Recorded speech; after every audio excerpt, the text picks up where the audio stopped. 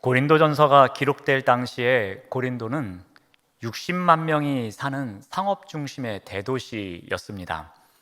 이 고대 도시 가운데 가장 번창한 무역항 중에 하나였습니다. 이 무역항을 중심으로 거주하는 사람도 많았고요, 오고 가는 사람도 많은 지역이었습니다. 이처럼 다양한 사람들이 무역과 상업을 위해서 모였기 때문에 이 고린도는 경제적인 면에서 매우 풍부한 삶을 살 수 있는 곳이었습니다. 그런데 이 풍부함이 오히려 도시를 잘못된 길로 이끌어 갑니다. 경제적으로 풍요한 사람들이 점점 많아지면서 발전한 것이 오히려 쾌락 문화였습니다. 점점 도시는 음란한 문화의 영향 속에 점점 깊이 빠져들어갑니다. 또한 고린도는 로마 행정구역인 아가야 지방의 수도입니다.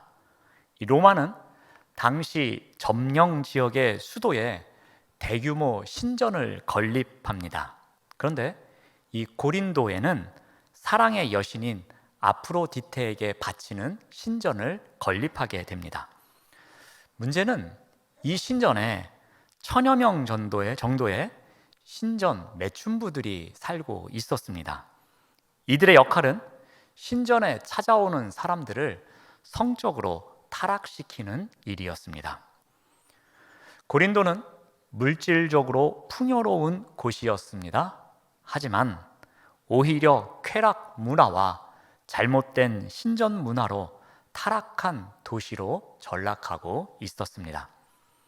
하지만 이 타락한 도시에도 희망의 빛이 있었습니다.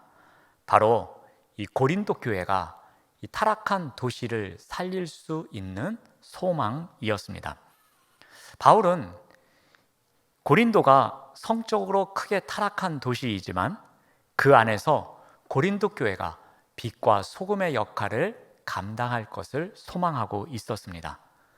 고린도 교회의 역할로 말미암아서 고린도가 이전의 영광을 되찾아가기를 소망한 것이었습니다.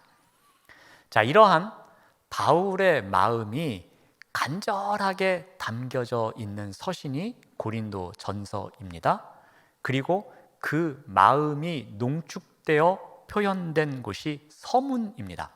서문 가운데 1장 2절이 이렇게 시작합니다. 고린도에 있는 하나님의 교회라고 합니다. 바울은 이 고린도 교회를 고린도에 있는 하나님 교회라고 정의를 내리고 있습니다.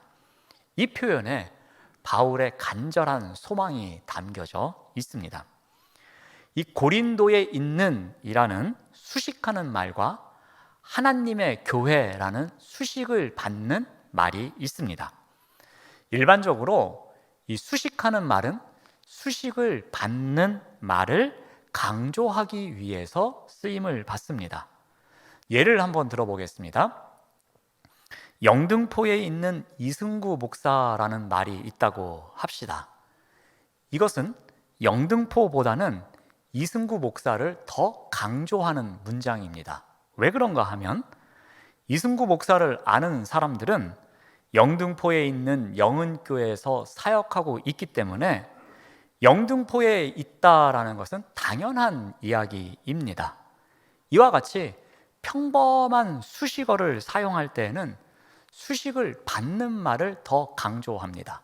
즉 영등포에 있는 이라는 말보다는 이승구 목사의 방점이 찍혀 있다라는 것입니다.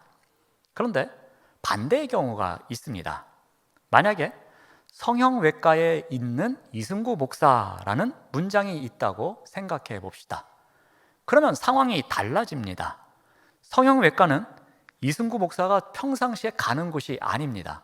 참고로 저는 한 번도 가본 적이 없습니다.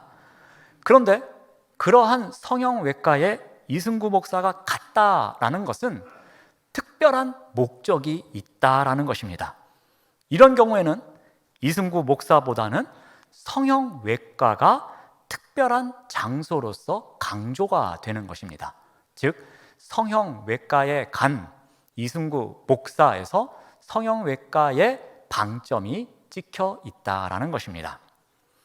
바울이 고린도 교회에 보내는 편지에서 하나님의 교회 앞에 고린도에 있는 이라는 수식어를 사용한 것이 바로 이러한 이유 때문입니다. 고린도처럼 타락한 도시에 하나님의 교회가 있어? 라는 놀라움을 나타내고 있는 표현입니다.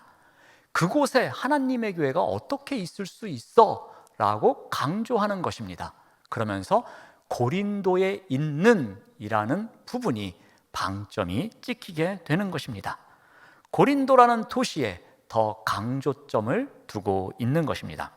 즉, 타락한 고린도를 다시 회복시켜야 할 그 책임을 감당할 하나님의 교회가 고린도에 있는 교회다라는 것입니다.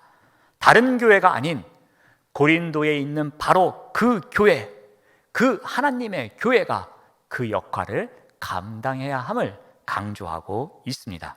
이것이 바울이 고린도 교회를 향한 소망이었습니다.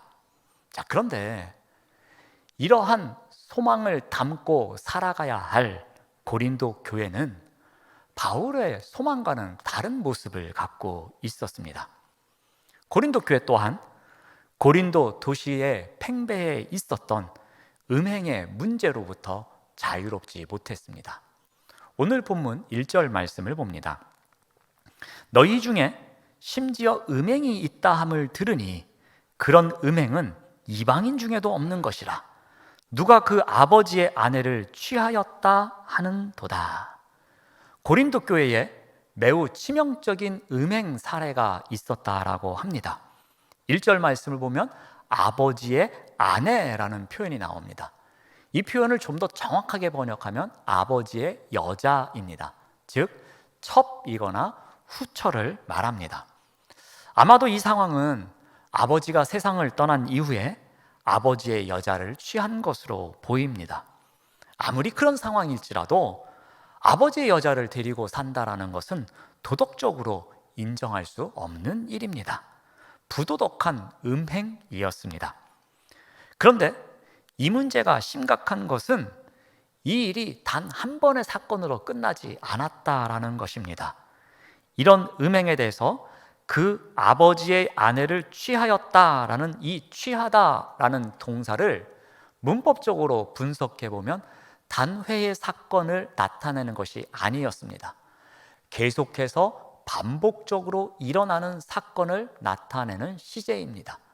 과거의 어느 시점부터 이 일이 계속되어져 왔고 지금도 이 일이 반복되고 있다라는 것입니다. 그런데 더 큰 문제가 있습니다. 이러한 일이 일어났음에도 불구하고 이 일을 바라보는 고린도 교회 사람들의 반응입니다. 우리 2절 말씀을 봅니다.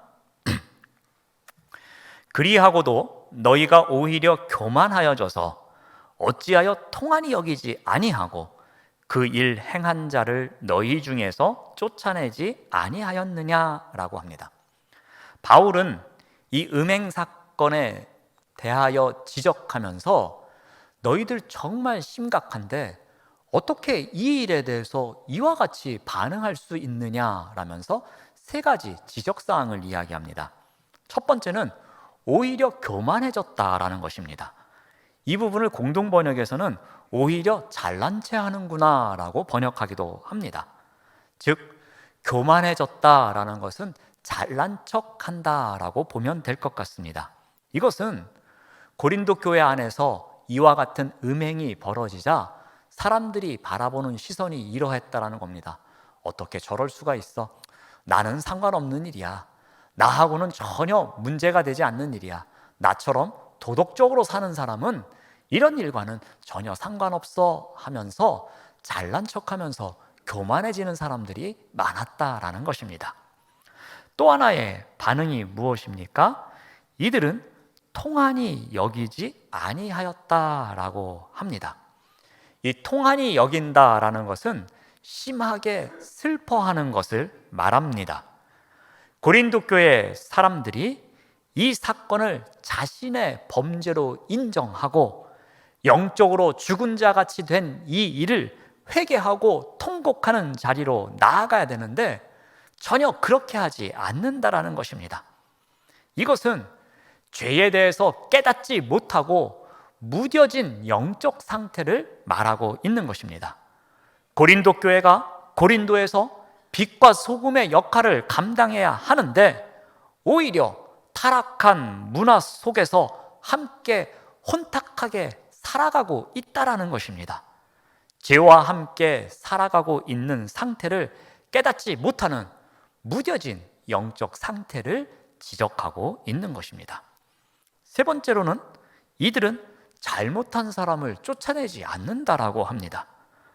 그들은 자신의 방종으로 인해서 죄악이 교회 내에 침투하게 되었음에도 불구하고 공동체의 책임을 통감했어야만 했습니다. 그리고 잘못한 사람들을 1차적으로 회개할 수 있도록 경각심을 갖도록 해야 했습니다. 만일 그렇게 하지 못했다면 그들을 공동체에서 추방시켜야만 했을 것입니다. 공동체의 근간을 흔들고 있는 그들을 추방해서 엄하게 다스려야만 했습니다. 그래서 다시는 이와 같은 일이 재발하지 않도록 했어야만 했을 것입니다. 하지만 아무런 조치도 취하지 않았다라는 것입니다. 그저 방관하고 있었다라고 지적하고 있습니다. 고린도 교회 안에 도덕적으로 큰 문제가 되는 사건이 발생했습니다. 그런데 발생한 문제에 대해서 고린도 교회는 아무런 조치를 취하지 않고 있습니다. 그들은 오히려 잘난 척하고 있습니다. 그리고 통한이 여기지도 않습니다. 무책임한 행동을 일삼고 있습니다.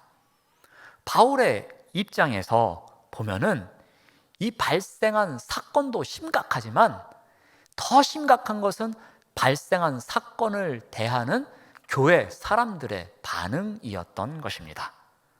그렇다면 고린도 교회에 왜 이런 일이 일어났을까요? 도대체 심각한 죄는 무엇이며 그 죄를 바라보는 사람들의 반응은 왜 이러했을까라는 것입니다. 그 이유에 대해서 바울은 6절에서 이렇게 언급하고 있습니다. 6절 말씀을 보시면 너희가 자랑하는 것이 옳지 아니하도다. 적은 누룩이 온 덩어리에 퍼지는 것을 알지 못하느냐라고 이야기를 합니다. 고린도 교회가 이와 같이 무너져가고 있는 이유는 적은 누룩을 제거하고 있지 못하기 때문이다라고 그 이유를 이야기합니다. 자, 적은 누룩과 같은 음란의 죄가 고린도 교회에 은밀히 들어왔습니다. 처음에는 아무렇지도 않게 생각합니다. 설마 이 적은 누룩이 우리 공동체에 무슨 영향을 끼칠 수 있겠어? 라고 생각합니다. 그리고 그 사건을 접하는 사람들이 나와는 상관없는 일이다 하면서 잘난 척하면서 교만의 자리로 나아갑니다. 그런데 시간이 지나면서 적은 누룩은 점점 세력을 확장해 갑니다. 마치 밀가루에 담겨진 누룩과 같이, 그래서 그 반죽이 2배, 3배 커지는 것처럼 영역을 확장해 나가기 시작합니다. 여기저기에서 비슷한 문제가 발생합니다. 그런데 이제는 사람들이 웬만한 사건에는 놀라지도 않습니다. 그리고 그 사건을 바라보면서 통한이 여기지도 않는 것이었습니다. 그리고 사람들은 점점 적은 누룩이 영역을 확장해가는 것에 익숙해집니다. 이제 아무도 말하지 않고 삶의 일부분으로 받아들이고 있는 것입니다. 사람들은 적은 누룩이 이제는 고린도 교회 전체를 오염시킬 정도의 묵은 누룩이 되었음에도 불구하고 그것을 분별하지를 못합니다. 사람들과 공동체를 변절시키는 묵은 누룩임에도 불구하고 아무도 버리려고 하지를 않습니다. 이것이 문제입니다. 이 묵은 누룩을 빨리 저버려야 합니다. 그리고 새로운 모습으로 나아가야 합니다. 라고 강하게 외치는 사람도 없습니다. 이제 공동체는 스스로의 힘으로는 묵은 누룩을 제거하지 못하는 상황에 이르릅니다. 적은 누룩이 시간이 지나면서 묵은 누룩이 될 때까지도 깨닫지 못했던 고린도 교회와 교회 성도들의 무지함, 그 무지함을 지적하고 있습니다. 이 무지함 때문에 고린도 교회가 희망과 소망을 잃어가고 있는 것이었습니다. 빛을 발하는 영광스러운 모습이 사라진 지 이미 오래되어 가고 있는 것이었습니다. 바울은 이렇게 희망의 빛을 잃어가고 있는 고린도 교회를 향하여 외칩니다. 이전의 영광을 회복하기 위해서 어떻게 해야 되는지 간절히 기도하는 마음으로 한 글자 한 글자 적어 나갑니다. 바울은 고린도에 있는 하나님의 교회를 무너뜨리고 있는 묵은 누룩을 제거해야 한다라고 외칩니다. 다시 고린도에 있는 하나님의 교회로서 사명을 감당하기 위해서 여러분 묵은 누룩을 제거하십시오 라고 강렬하게 외치고 있는 것입니다. 자, 그렇다면 이 묵은 누룩을 제거하기 위해서 어떻게 해야 합니까? 어떻게 해야 고린도에 있는 하나님의 교회가 그 역할을 다시 감당할 수 있는 것입니까? 그것에 대해서 바울은 세 가지를 제안하고 있습니다. 첫 번째 원칙은 우리 오늘 본문 말씀 4절에서 5절에 이렇게 이야기합니다. 주 예수의 이름으로 너희가 내 영과 함께 모여서 우리 주 예수의 능력으로 이런 자를 사탄에게 내어 주었으니 이는 육신은 멸하고 영은 주 예수의 날에 구원을 받게 하려 함이라. 바울은 고린도 교회를 혼란케 했던 자들에 대해서 강한 어조로 선포합니다. 이런 자는 사탄에게 내줘야 한다라고 말합니다. 여기서 말하는 사탄에게 내준다라는 의미는 바로 이러한 것입니다. 더 이상 공동체 안에서 형제 자매로 인정하지 않는다라는 것입니다.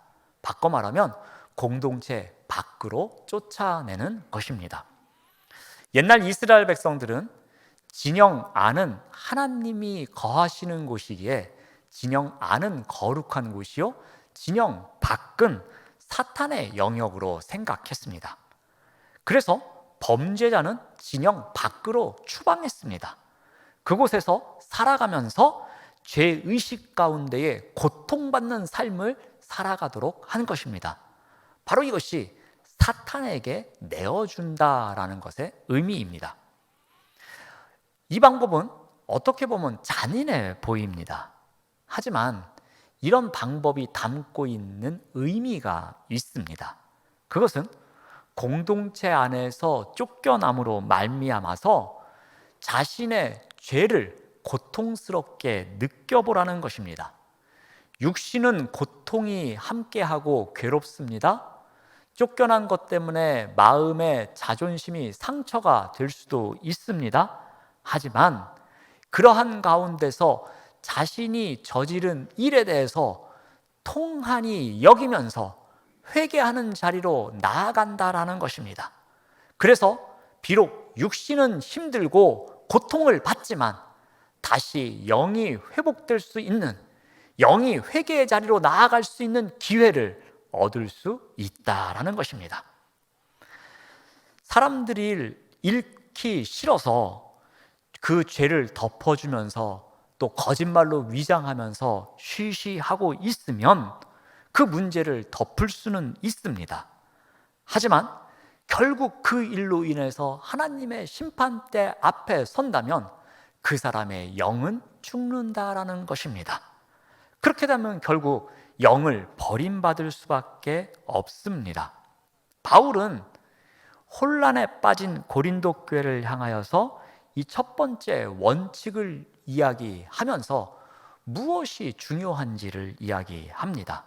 그것은 바로 영혼을 살리는 것이 더 중요하다라는 것입니다. 어떠한 아픔이 있더라도, 어떠한 어려움이 있더라도 영혼을 살리는 일이 우선이 되어야 한다라는 것입니다.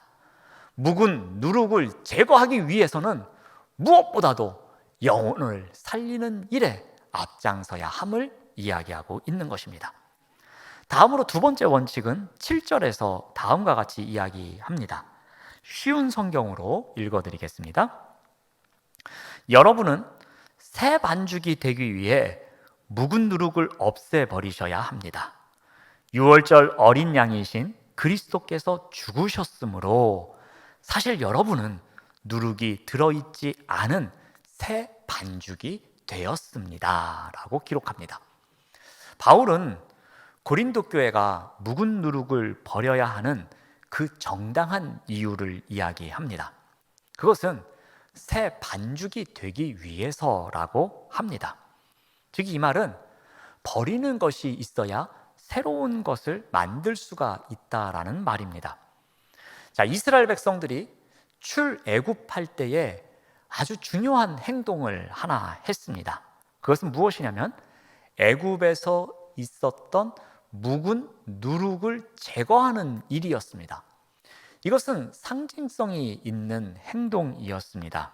이와 같은 행위는 애굽에서의 오랜 삶의 방식이나 가치관을 완전히 청산하는 것을 의미했던 것입니다. 종된 삶을 살아올 때의 가치관, 그리고 그들의 삶의 양식, 죄된 마음, 과거의 잘못된 관습, 그 모든 것을 버리고 새 출발하는 것을 의미했습니다. 이전의 모든 죄된 모습과 단절을 선포하는 행위였습니다. 그들이 하나님의 새로운 백성으로 새로운 공동체를 만들기 위해서는 애굽에서의 죄된 생활, 잘못된 악습을 끊어버리는 것이 필요했습니다. 이것이 바로 묵은 누룩을 제거하는 행위가 상징하는 것이었습니다. 고린도 교회를 향한 바울의 주문 또한 이와 같은 맥락에서 이야기하는 것입니다. 지금 이 모습처럼 하라는 것입니다. 그들이 지금까지 살아온 그 악습, 잘못된 묵은 누룩을 저버리지 않고서는 새로운 공동체로 나아갈 수 없다라는 것입니다. 자, 그런데 한 가지 문제가 제기됩니다. 새 반죽이 되기 위해서는 이 묵은 누룩을 제거해야 되는데 그 일이 과연 가능하냐라는 것입니다. 이미 묵은 누룩으로 더럽혀졌는데 이 묵은 누룩을 어떻게 제거하느냐라는 것입니다. 우리 7절 말씀을 다시 보시면, 중간부터 보시면 이렇게 기록합니다. 유월절 어린 양이신 그리스도께서 죽으셨습니다. 그래서 여러분은 누룩이 들어있지 않은 새 반죽이 되었습니다 라고 선포해 줍니다. 이런 문제를 어떻게 해결할 수 있다라고 합니까? 유월절 어린 양이 되신 예수 그리스도로 말미암아 이미 가능해졌다라고 선포하고 있습니다. 마치 출애굽할 때에 유월절을 지키기 위해서 문설주에 피를 묻혔듯이 유월절 어린 양이 되신 그리스도로 말미암아 누룩이 있을 수밖에 없는 존재이지만 그분의 은혜로 누룩 없는 자와 같이 되었다라고 선포하는 말씀입니다. 여기에 바로 두 번째 원칙이 있습니다. 우리는 유월절 어린 양 되신 그리스도의 희생으로 인해서 묵은 누룩을 제거할 수 있다라고 알려줍니다. 그리스도의 희생으로 인하여 할 수 있다는 희망을 전해주는 메시지입니다. 마지막으로 세 번째 원칙은 우리 8절 말씀에서 기록하고 있습니다. 이러므로 우리가 명절을 지키되 묵은 누룩도 말고 악하고 악의에 찬 누룩으로도 말고 누룩이 없이 오직 순전함과 진실함의 떡으로 하자라고 기록합니다. 바울은 고린도 교인들에게 새로운 유월절을 지키자고 선포합니다. 그런데 새로운 유월절을 지키기 위해선 새로운 떡이 필요합니다. 이 새로운 떡은 이전에 묵은 누룩으로 만들면 안 되는 것이었습니다. 이 새로운 떡을 만들기 위해서 새로운 재료가 필요합니다. 그 재료가 무엇이라고 합니까? 순전함과 진실함이라고 이야기를 합니다. 순전함과 진실함이라는 것은 새로운 유월절을 섬기기 위해서 빛 가운데로 판단해 보아도 아무 흠이 없는 모습을 이야기합니다. 감추지 않은 모든 것을 드러낸 진실됨을 이야기하는 것입니다. 이 말은 앞으로 고린도 교회가 어떻게 달라져야 하는지를 선포하는 말씀입니다. 즉 고린도 교회가 묵은 누룩을 버리고 과거의 죄악된 삶과는 달리 어린 양의 피로 말미암아서 회복되어지고 구별되어지는 성결된 삶을 의미하는 것입니다. 여기에 세 번째 원칙이 있습니다. 묵은 누룩을 제거하기 위해서는 성결된 삶이 있어야 한다라는 것입니다. 순전함과 진실된 마음으로 무장된 성결된 삶이 있어야 묵은 누룩을 제거할 수 있다라고 가르쳐 줍니다. 고린도에 있는 하나님의 교회를 향한 비전이 있었습니다. 그런데 고린도에 있는 하나님의 교회에 적은 누룩이 침투했습니다. 그 누룩으로 인해서 흔들리기 시작합니다. 이 적은 누룩을 간과하고 있었는데 이 누룩이 점점 확장되면서 묵은 누룩이 되었습니다. 마침내 묵은 누룩으로 인해서 고린도에 있는 하나님의 교회가 하나님의 비전과는 전혀 다른 모양을 갖고 살아가게 됩니다. 고린도에 있는 하나님의 교회로서 역할을 감당해야 되는데, 그 책임을 감당해야 되는데, 그 의무를 감당해야 되는데 아무것도 하지 못합니다. 바울은 이러한 교회에 간절한 마음을 담아서 편지를 보냅니다. 그 서문에서 이렇게 외칩니다. 여러분은 고린도에 있는 하나님의 교회입니다. 그러므로 고린도 교회가 감당해야 할 사역이 있습니다. 고린도 교회가 감당해야 할 역할이 있습니다. 라고 외칩니다. 여러분, 무엇이 우선입니까? 영혼을 살리는 일이 우선이 되어야 합니다. 그렇다면 누구를 의지해야 합니까? 유월절 어린 양 대신 예수 그리스도를 의존해야 합니다. 여러분에게 무엇이 필요합니까? 여러분, 순전함과 진실된 마음으로 무장된 성결된 삶을 살아가십시오 라고 외치고 있는 것입니다.